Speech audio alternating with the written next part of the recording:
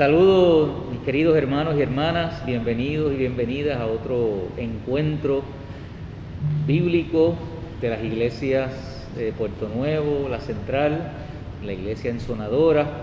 Qué bueno que usted está nuevamente con nosotros y con nosotras. Y en esta noche y en este día nos encontramos nuevamente acompañados por mi compañero pastor Gamaliel Ortiz.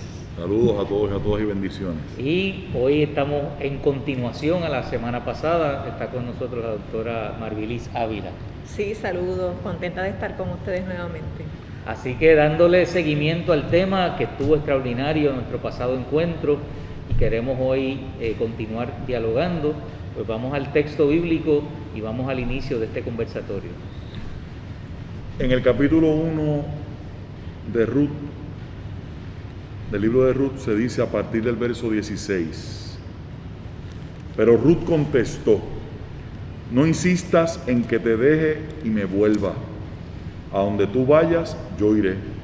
Donde tú vivas, yo viviré. Tu pueblo será el mío, tu Dios será mi Dios. Donde tú mueras, allí moriré y allí me enterrarán. Solo la muerte podrá separarnos. Y si no, que el Señor me castigue. Al ver que se empeñaba en ir con ella, Noemí no insistió más. Y siguieron caminando las dos hasta Belén. Cuando llegaron, se alborotó toda la población y las mujeres decían: Si es Noemí. Ella corregía: No me llamen Noemí, llámenme Mara, porque el Todopoderoso me ha llenado de amargura. Partí llena de bienes y el Señor me trae vacía. No me llamen Noemí, que el Señor me afligió, el Todopoderoso me maltrató. Así fue como Noemí, con su nuera Ruth, la moabita, volvió de la campiña de Moab. Empezaba la cosecha de la cebada cuando llegaron a Belén. Bueno, queremos seguir recibiendo la bendición de que Marvilis esté con nosotros y con nosotras hablando de estos procesos de las pérdidas.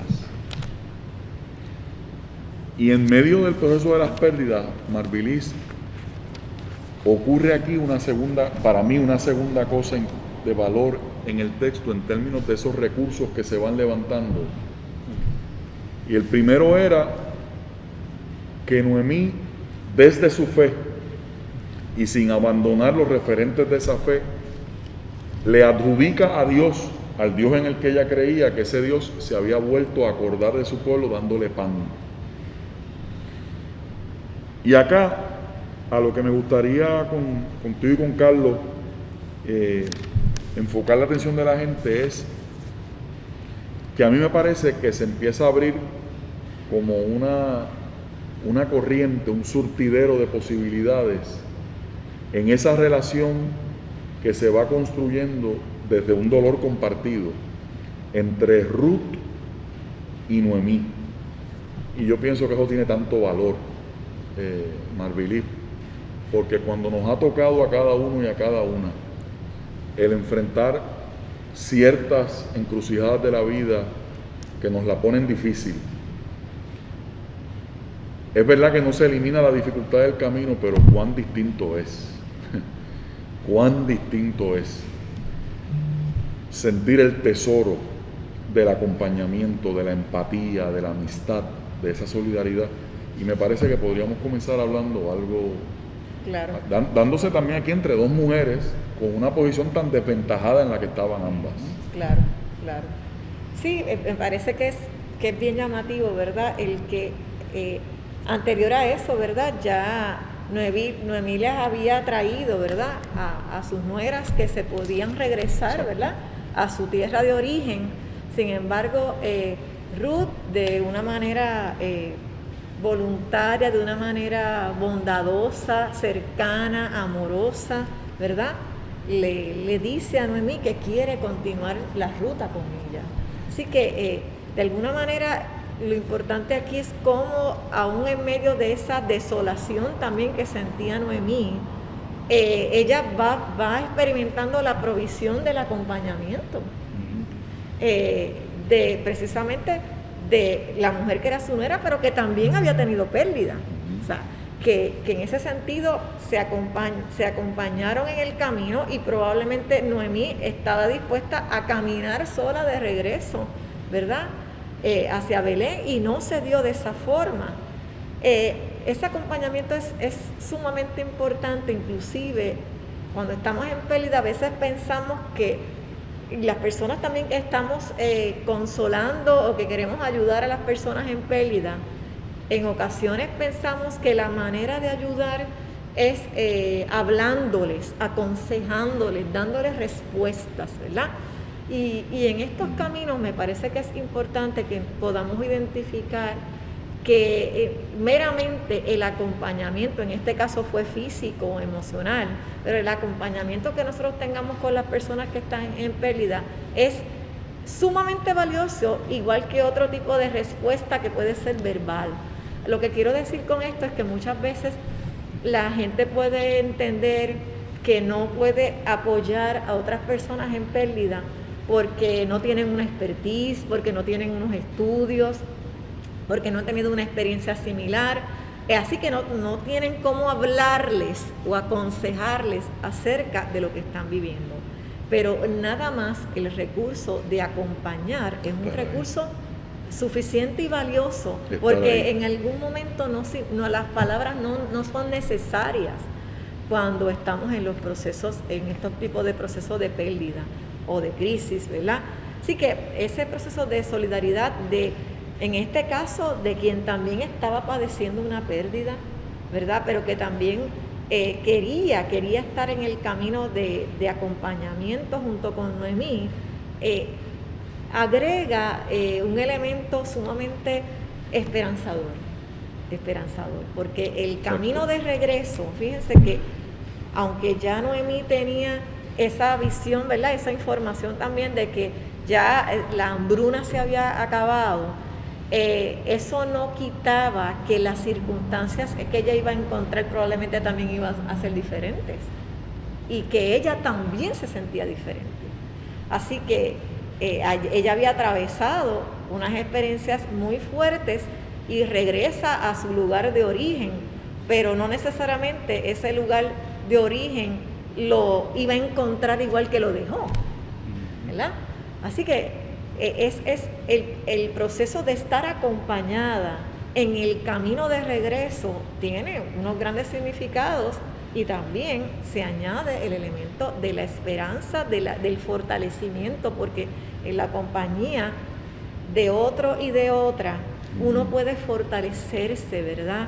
Uno puede ir sanando. Es un proceso dinámico que se da cuando tú puedes compartir aún tu llanto y aún tu silencio con otros y con otras, ¿verdad? Y cuando tienes una persona al lado que está haciendo de escucha, ya esas variantes ayudan al proceso de fortalecimiento cuando uno experimenta una pérdida. Así que definitivamente este proceso de acompañamiento y de solidaridad de estas dos mujeres que vivieron experiencias colectivas juntas, vivieron experiencias individuales juntas, y estaban viviendo la experiencia también de ser mujeres, ¿verdad?, rezagadas, marginadas, y que se sentían aún más de esa forma porque ya no tenían la compañía de un varón que a nivel social le realzaba la dignidad social, ¿verdad?, la imagen, pero también la parte monetaria.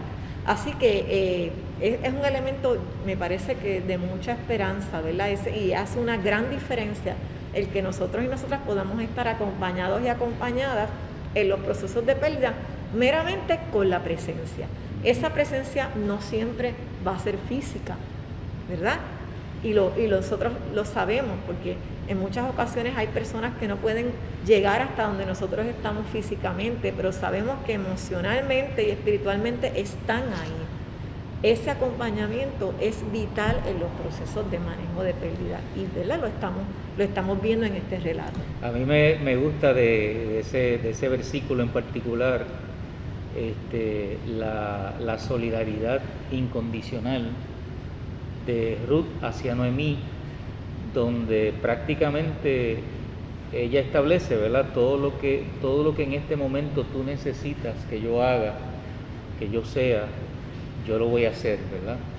Es como una persona que está en el dolor de la pérdida, porque está también en ese dolor de la pérdida, tiene la capacidad de entender el dolor de la otra y dentro del dolor, ¿verdad?, encontrar esas herramientas de solidaridad y de amor para acompañarse y para obviamente establecer juntas una ruta, ¿verdad?, y un camino. Y no podemos olvidar que Ruth está en una posición de desventaja, ¿verdad?, porque es una moabita, con todo, no vamos a entrar en eso, con todo lo que eso implica, entrando a una tierra que no es su tierra también, ¿no? Así que hay un gesto que de alguna forma se resalta ahí tan enorme, ¿verdad?, en este acompañamiento, que ciertamente va a ser parte de ese proceso de sanidad y de restauración de estas dos mujeres en este nuevo escenario. Quería entonces, habiendo compartido eso, traer otro elemento de esta escena, Marvilis, que también comentábamos y conversábamos antes de este encuentro, iniciar el encuentro, todo este asunto que tiene que ver con el cambio del nombre, ¿verdad? Este tema de esta mujer, de Noemí, que llega ahora a su pueblo, que la gente la puede reconocer, la puede distinguir, pero que ella hace una afirmación que de entrada parece algo terrible, ¿verdad? En el sentido de decir, pues mira, ese no es mi nombre, ¿verdad? Llámame ahora Mara o llámame amargura, ¿verdad? Y entonces describe todo lo que ella siente, que ha experimentado y que ha vivido.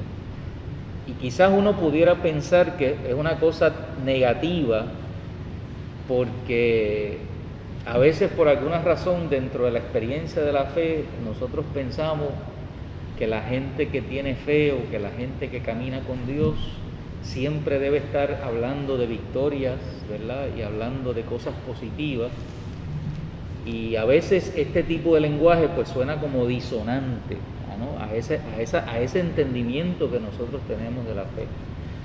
Sin embargo, me parece honesto que una persona pueda reconocer que está en amargura, ¿verdad? Claro. Y decirlo públicamente, ¿verdad? Y que pueda la gente reconocer en ella, ¿verdad?, o ver en ella ese dolor. Así que quería por ahí entrar en esa cuestión del cambio de nombre y de identidad de esta mujer en medio de su pérdida. Claro, y ese reconocimiento, ¿verdad?, es parte de los puntos claves cuando uno experimenta pérdida, que es la parte de cómo uno puede decirlo, dónde uno está emocionalmente ubicado, ¿verdad?, sin ningún temor. Y yo creo que también tiene que ver con la visión que nosotros y nosotras tenemos del Señor, ¿verdad?, y cómo nos relacionamos con Dios, ¿verdad? Que si tenemos una visión de Dios, que Dios puede entender nuestra posición como seres humanos y cómo nos sentimos, pues nosotros y nosotras nos sentimos en la libertad de poder expresar nuestra rebelión, nuestras luchas internas delante del Señor. Y ella la tenía porque había un reconocimiento de que, mira, ya pasó el hambre, vamos a retornar, vamos a regresar, pero ella no regresa feliz, o sea, ella regresa con una tristeza profunda porque tuvo que regresar, salió llena, ¿verdad?, con su familia, con su esposo y con sus hijos, y llegó prácticamente sola. Vacía, dice el texto, ¿verdad? Ajá. Así que ese elemento de decir, estoy aquí, tengo coraje, tengo miedo, tengo tristeza, sé que tú estás ahí, ¿verdad?, pero yo siento esto. Y el de identificar, el de decirle a la gente dónde yo estoy, ¿verdad?, que lo habíamos hablado previamente, decirle a la gente dónde yo estoy, porque el que llega y me ve, pues obviamente piensa que yo estoy de lo más bien, de que no he tenido situaciones adversas. Pero esa no fue la historia y Noemí lo declara, ¿verdad? Lo denuncia. Yo me siento de esta manera, ¿verdad? Sí. Lo denuncia, lo dice. Tú vienes donde mí con alegría, pero yo no me siento así. O sea, yo estoy destruida por dentro, ¿verdad? Importante también el asunto del lenguaje. Como en los procesos también dolorosos de la vida, parte de los procesos que trabajamos también en lo que son las ayudas psicológicas es esta parte de apalabrar las experiencias. Ahora, recordemos que las palabras tienen carga, tienen mucho peso. Así que el apalabrar dice dónde estamos también, pero también puede decir hacia dónde nos podemos dirigir. Así que en el proceso también de superación de la pérdida, hay que apalabrar dónde estamos, pero tenemos que seleccionar palabras que no sean palabras que nos mantengan, ¿verdad?, sumergidos y sumergidas en esa experiencia exactamente dolorosa. Así que ella se sentía de esta manera. Fíjense que la palabra no es tristeza, es amargura. Amargura, y eso da una gradación de cómo está la tristeza. Claro. Es una experiencia de una tristeza profunda, fuerte. Límite. Exacto. Y entonces, fíjense, como parte de las manifestaciones frecuentes que yo creo que tenemos que identificar en lo que es el duelo, esa es una de las más que vamos a ver, ¿verdad? La experiencia de tristeza, de amargura, porque la amargura, como yo lo veo, es una mezcla de dolor y de coraje, como yo lo veo, ¿verdad? Es una mezcla de esas dos emociones ahí fuertes, juegan un papel importante y están ahí, ¿verdad?, en conflicto. Pero también nosotros podemos sentir culpa, sentir, no coraje, ira, que también es una gradación más fuerte de lo que es coraje, ¿verdad? Soledad, ansiedad, todo eso se manifiesta y podemos estar en algunos momentos probablemente un poco más fortalecidos y en media hora, en una hora, recordar algo que nos trae la otra emoción distinta. O sea, que puede fluctuar hasta en términos de poco tiempo, ¿verdad? Y también podemos ver manifestaciones físicas, dificultades en la alimentación, en el sueño, dolores, hipersensibilidad. Todo eso son manifestaciones del duelo en la vida de la gente, ¿verdad? También en los procesos de nuestros pensamientos, que nos sintamos en ocasiones desorientados, desorientadas. Yo me imagino, ¿verdad?, que cuando también Noemí regresó, pudo haberse sentido desorientada porque pues venía de todo ese tránsito de dolor para llegar a su comunidad donde probablemente había vivido unas experiencias también maravillosas y sentirse desubicada, que es parte de lo que le pasa a la gente cuando experimenta duelo. Yo recientemente, ¿verdad?, he trabajado con muchas personas que han tenido pérdida por muerte de una persona querida, y una de las sensaciones que más ocurre es esta sensación de que no me siento cómoda en un lugar que he estado siempre, ¿verdad? Llevo 30 años en el trabajo, pero yo me siento desubicada, que no pertenezco aquí, que no pertenezco acá, a ningún lugar, porque la experiencia de muerte del ser querido trastocó todo en la vida de ese ser humano. Y al trastocarlo todo, exactamente, al trastocarlo todo, pues, cambia la percepción. Y ese bienestar o ese sentido de seguridad que tú puedes haber sentido en tu trabajo, donde vives a tus mismos compañeros, donde recibes apoyo, no necesariamente va a estar allí, sino que hay un sentido de eso, de desorientación, de desubicación, de que tú no te sientes, ¿verdad?, adecuado, ¿verdad?, en los diferentes contextos en los que tú solías estar y compartir de una manera fluida y espontánea. Pienso que la historia de Ruth, en este caso, y de Noemí, tiene que ver con el comunicar cómo ellas fueron descubriendo, por usar una palabra, la presencia de Dios en medio de sus tragedias. Es interesante, Marvilis y Carlos, que el libro en 2 ocasiones muy específicas es que señala la atribución a Dios de una acción, solamente en 2 ocasiones. En otros momentos se menciona el nombre de Dios como un saludo, Dios te bendiga, no sé, vos en el campo, en el proceso de lo que se llama la era, ¿no? En el campo. Una fue la que hablábamos la vez pasada, de que Noemí se acuerda, Noemí se entera que Dios se ha acordado de su pueblo. Y la otra vez que directamente habla de Dios, Marvilis, es al final de la historia, cuando a Ruth, le nace el hijo, Obed. Dios la bendijo con un hijo. Y como la descendencia hasta David y no sé qué. Digo esto, Marvilis, porque desde la perspectiva nuestra pastoral, uno de los elementos que está muy presente en la gente es precisamente este conflicto de cómo ver o no ver que Dios está en los procesos, ¿no? Y qué señales yo tengo para ver que Dios está, y uso esas palabras para que la gente se pueda familiarizar fácilmente con ellas, ¿no? A Noemí, con todo esto que le pasa, pero a Noemí le bastó con saber que Dios se había acordado de su pueblo, y eso genera un movimiento. Y aquí entonces, en esta parte del texto, fíjate cómo ella no está renegando de su fe. Ella lo que está diciendo es cómo se siente, que son 2 cosas completamente distintas. Y yo lo quiero intencionalmente plantear y plasmar así. Yo sé que está ahí, pero quiero asegurarme que la gente lo vea.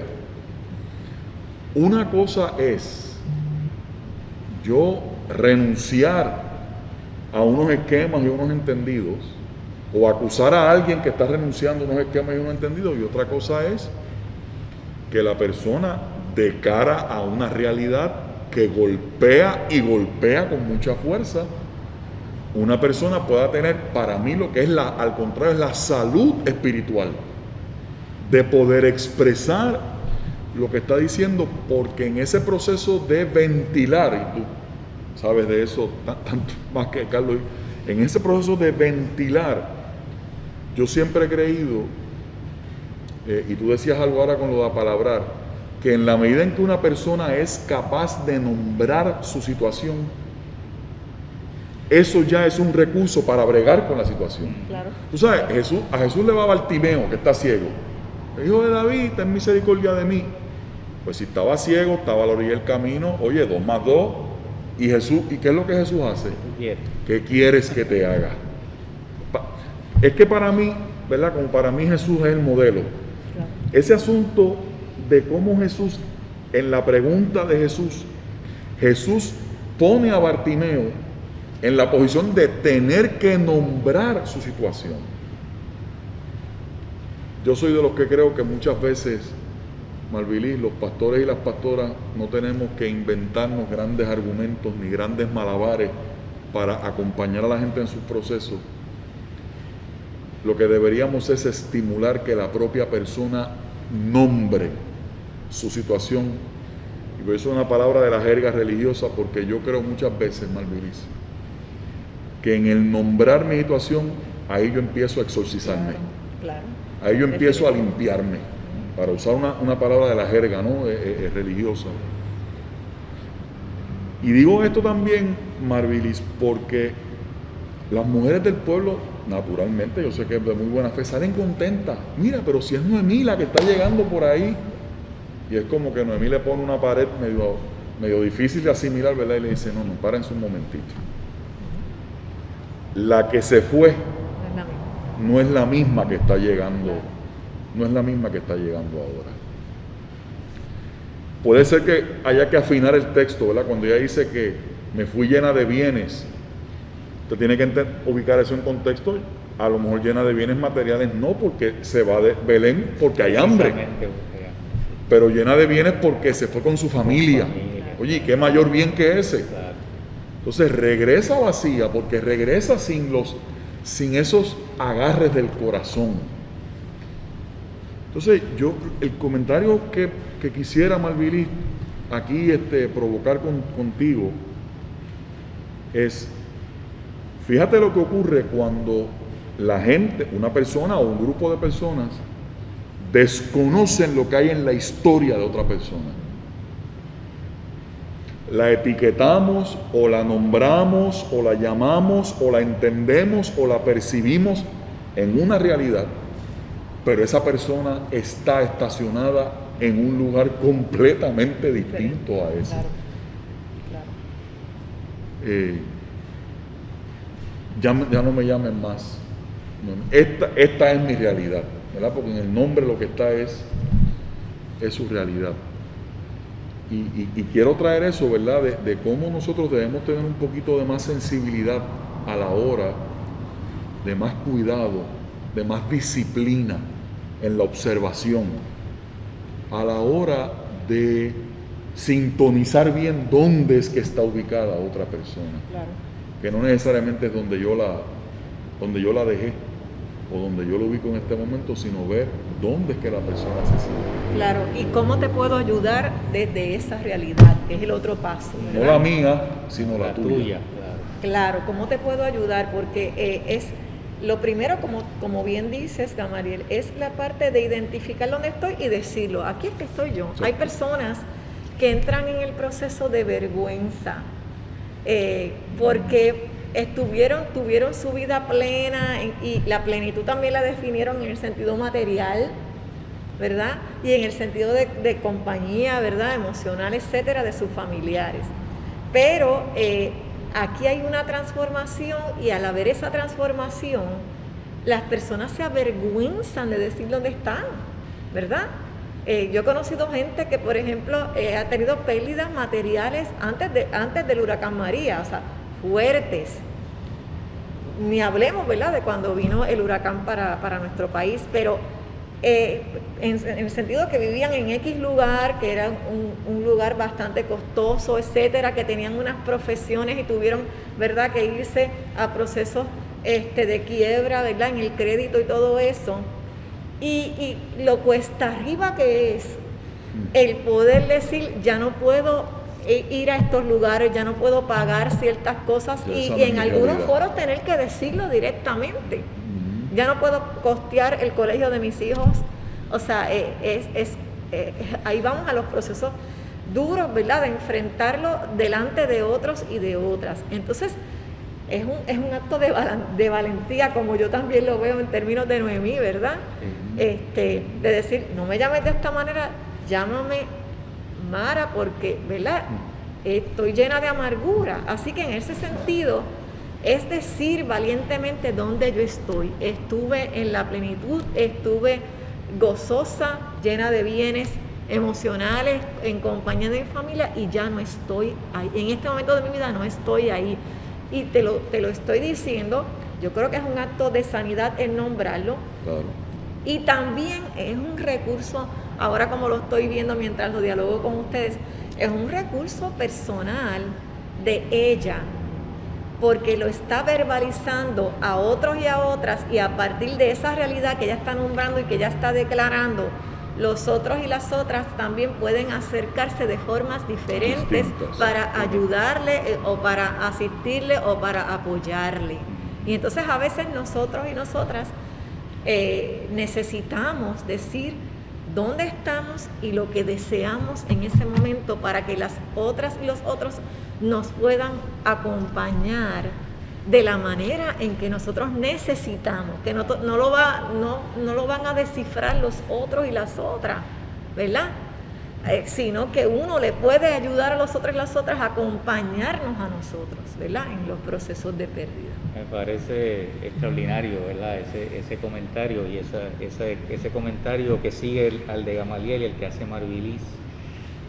Pensaba también mientras los escuchaba que el texto también me ayuda a pensar y a reflexionar que no siempre Dios interviene de la misma manera con todas las situaciones y con todas las personas. Y yo creo que lo que mencionaba Gamaliel, de los dos momentos en que aparece la mención de la de Dios y que parece prácticamente como un personaje ausente en la historia, pero sin embargo, los dos momentos en que se menciona a Dios son dos momentos puntuales y significativos en términos del cambio y del giro que va a tomar la historia. Y además, me parece que es también poder ver cómo desde el esfuerzo humano, ¿verdad? Porque hay procesos que requieren también que como seres humanos nosotros podamos recorrer un trecho, ¿verdad? Cosas que nosotros necesitamos desarrollar, discernimiento, sabiduría, ¿verdad? Y uno puede ver también que Dios de alguna forma, aunque no está mencionado solamente directamente en esas dos ocasiones, pero Dios también se hace presente en un proceso de toma de decisiones, en una afirmación de solidaridad que hace Ruth para con Noemí, en una estrategia que Noemí dice, pues mira, vete allá y conoce que hay un primo lejano y camínate esa ruta, ¿verdad? Y explora esa posibilidad. O sea que uno descubre que Dios de alguna forma también está ahí subyacente, ¿no? Está ahí por lo bajo acompañando. Y eso para decir que nosotros tampoco podemos tener la expectativa de que Dios en procesos de pérdidas y de dolor siempre se manifieste o siempre opere de la misma forma con toda la gente. Y eso también nos ayuda un poco a respetar los procesos de las personas, ¿verdad? Entendiendo que cada uno camina, cada uno siente, experimenta las cosas de manera distinta.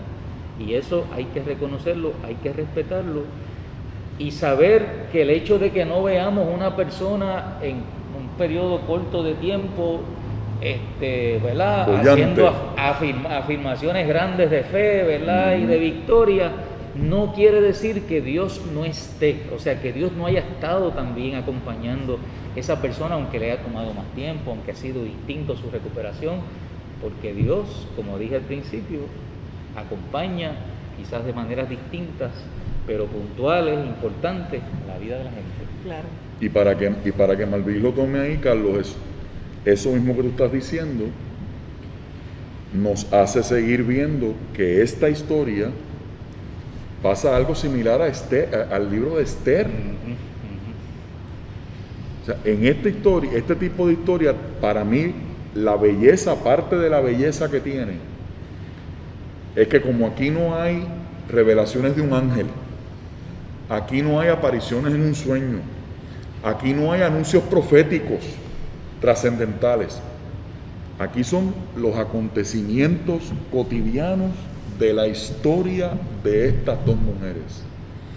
Y cómo en esos hilos, que a veces no son en los que nos fijamos, porque son como esos hilos invisibles, Marvilis, ahí se está manifestando Dios. Y tú decías ahora, yo creo que muy acertadamente, de los procesos de la vida de la gente, y yo le añado a eso, Carlos, para meramente acompañar lo tuyo, es que este tipo de historia, yo creo que ejerce, por lo menos en mí ejerce una pedagogía importante de seguirme recordando que yo también tengo el deber, como creyente, de afinar mis sentidos para ver y discernir dónde Dios está. Claro. Y que en esos lenguajes a veces, que son los que dominan ciertos escenarios del campo religioso, de cierta cosa como que se apega a lo que es demasiado espectacular o a lo que es demasiado evidente, eso nos priva, Marvilis, creo yo, del maravilloso recurso mental y espiritual, emocional, de discernir en esas cosas que aparentemente no se ven, claro, pero porque precisamente son tan cotidianas, en las decisiones, en las actitudes, en las rutas que se toman, en las estrategias, en la sabiduría que hay para decir, muévete por aquí, no te muevas por allá, mira a ver esta, chequéate acá, ¿cómo es la cosa? Mira que Dios está presente en todo ese entarimado de cosas cotidianas. Y yo pienso, Malvilis, que eso es una maravillosa noticia del texto bíblico. Claro. Que hay otras maneras de descubrir a Dios precisamente en medio de esa cotidianidad. Esa presencia y esa fidelidad de Dios está y no está, como ustedes lo están trayendo, de una forma directa, ¿verdad? Que quizás, ¿verdad? Cuando nos vamos creciendo y desarrollándonos en la fe, estamos buscando esa presencia de Dios de una forma directa a través de revelaciones de algunas personas y otras experiencias que son visibles a mucha gente, ¿verdad? Pero en la cotidianidad Dios se revela. Y en experiencias indirectas, que cuando uno visualiza el macro de lo que nos está ocurriendo, uno puede ver la intervención de Dios en muchas cosas que no vería de una forma habitual. Eso por un lado. Por otro lado, ¿verdad? El texto a mí me hace pensar mucho en cómo nosotros también podemos madurar en la fe para no ver esta relación con Dios como una experiencia meramente de intercambio. Transacción. ¿Verdad? De mi adoración y mi fidelidad va a depender en términos de lo que yo recibo del Señor, ¿verdad?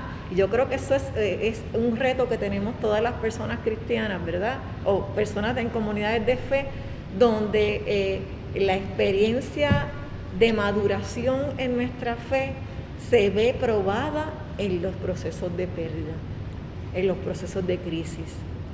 Se ve probada, porque ahí es donde nosotros miramos y decimos, ok, ¿dónde tú estás?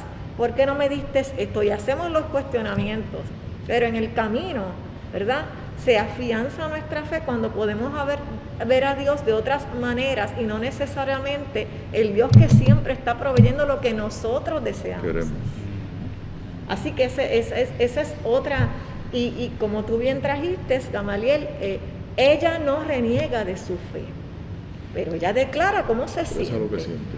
Y eso es muy válido y es parte, pienso yo también, que de la forma también en que ella se relaciona con ese Dios, ¿verdad? Que es un Dios que la entiende y que entiende su humanidad, ¿verdad? Y no por eso va a dejar de ser fiel, ¿verdad? Y dejar de confiar en esas promesas o en ese futuro que todavía uno no lo ve directamente, no lo visualiza cómo va a desenvolverse o desencadenar ese futuro. Pero ahí está la fe y ahí está el vivir en día a día, ¿verdad? Esa cotidianidad, el experimentar el dolor junto con la esperanza, que ese es el otro reto. Como experimentamos el dolor y en ese mismo dolor que nos acompañe la esperanza. Yo creo que, Marjorie, Carlos, permíteme esto, yo lo que pienso, sigo pensando es que falsear la realidad es un autoimpedimento para descubrir un camino de recuperación. Falsear la realidad. Si yo no me aprendo a leer desde la realidad concreta que estoy viviendo, y eso puede pasar con un individuo, con una familia, con un país, con una comunidad. Si yo no aprendo a leerme con todos los elementos de la realidad que están gravitando en mi mapa de vida, yo pienso que me la estoy haciendo más difícil yo mismo, Marjorie, para mí tan sencillo como eso. Claro, y eso, por eso cuando entramos en procesos de negación de nuestra realidad es donde se atrasan los procesos de superación, ¿verdad? Eso es lo básico, ¿verdad? Esto es lo que estoy viviendo. Y claro, parte de las pérdidas, cuando son pérdidas bien significativas que nos trastocan toda la vida, una de las etapas es esa, la negación. La negación. Estamos en negación, no, esto no me puede estar ocurriendo a mí, o sea, ¿cómo es posible que de un día para otro mi vida haya cambiado de esta manera? Pues entonces sí me está ocurriendo y entonces me toma el proceso de ir trabajando con que sí, que mi vida cambió y que tengo el reto de ver cómo manejo esos cambios, pero si sigo en el proceso de negarlo, me sigo atrasando también en el proceso de superar esa experiencia drástica en mi vida. Y a veces uno también, y hay personas, ¿verdad?, que se quedan en ese ciclo, exacto, ¿no? Que no logran pasar o superar, se estancan esa etapa y ese momento. Quería, sé que estamos ya para concluir, y de verdad que disfruto y hemos disfrutado mucho este conversatorio. Así es. Pero solamente quería señalar, volviendo a cómo termina la lectura del último versículo, esta imagen de que Noemí expresa que ella ha regresado con las manos vacías, o ha regresado vacía en la versión que leyó Gamaliel. Sin embargo, ahí en el versículo 22 dice que regresa acompañada de su nuera Ruth. O sea que no está tan vacía su realidad, ¿no? Hay un elemento ahí que al principio tocábamos de la solidaridad, del compromiso, del acompañamiento y del apoyo, que va a ser bien importante, ¿verdad?, en el proceso de restauración y de recuperación y del resto de la historia. Y solamente traigo esto para decir que a veces nosotros pensamos que en nuestros procesos de pérdidas estamos vacíos. Con las manos vacías o vacíos. O que no tenemos los recursos, o que no tenemos lo que necesitamos. Sin embargo, a veces está más cerca de lo que nosotros pudiéramos pensar, ¿verdad? Y a veces en ciertos elementos, en ciertas realidades, la misma comunidad de fe, la gente que está cercana a nosotros, ¿verdad?, están los recursos posiblemente que Dios provee en momentos importantes para un proceso de recuperación, ¿verdad?, de sanidad y de restauración. Por eso es, Carlos, tan importante el asunto, como planteábamos ahorita, de afinar nuestros sentidos para en las cosas más cotidianas y más ordinarias ver que muchas veces están los tesoros que necesitamos para enfrentar algo. Y en ese intercambio de nombrar y de decir dónde estoy, también las personas que están a nuestro alrededor nos pueden ayudar a identificar esos otros recursos, ¿verdad? No, mira, no estás tan sola, fíjate que viniste acompañada y tú ni siquiera visualizabas que esa compañía la ibas a tener. O sea que hay otros recursos que se añaden en el camino al tú nombrar cómo te sientes, lo que te ha ocurrido, el otro y la otra puede también ayudarte a ver esos recursos que tú tienes que por, ¿verdad?, la ceguera del momento y por la manifestación de tu dolor se te hace difícil ver. Y ayudar, e incluso hasta ayudar a alguien a que vea la necesidad de nombrar su realidad, ¿no?, como un mecanismo y como una vía de liberación, de comienzo de sanidad, ¿no?, para seguir poniéndole cosas en el menú a la gente, ¿verdad? O sea, ese ejercicio de uno puede ser de bien para otros, claro, y para otras, claro, que tal vez también tengan que asumirlo. ¿Qué ha ocurrido, verdad? Porque hay personas que han dicho dónde están paradas emocionalmente, y eso ha dado pie para que otros y otras que se sienten de igual manera puedan expresar. Ya llegamos al cierre de esta experiencia. Recuerden que vamos a continuar estas conversaciones en los próximos encuentros. Le invitamos a lo que le decíamos la vez pasada. Sabemos que estos son temas que pudieran ser muy pertinentes a mucha gente. Si usted entiende que conoce a alguien que le pueda hacer de bien, pues compártaselo, ¿verdad? Háblele y dígale, mire, están hablando sobre este tema, invite a esa persona a oírlo, a verlo y a experimentar, ¿verdad?, el bien que le pueda hacer este diálogo a su vida. Y recuerde que nunca estamos con las manos vacías. Dios siempre provee en medio de toda situación y toda circunstancia de recursos.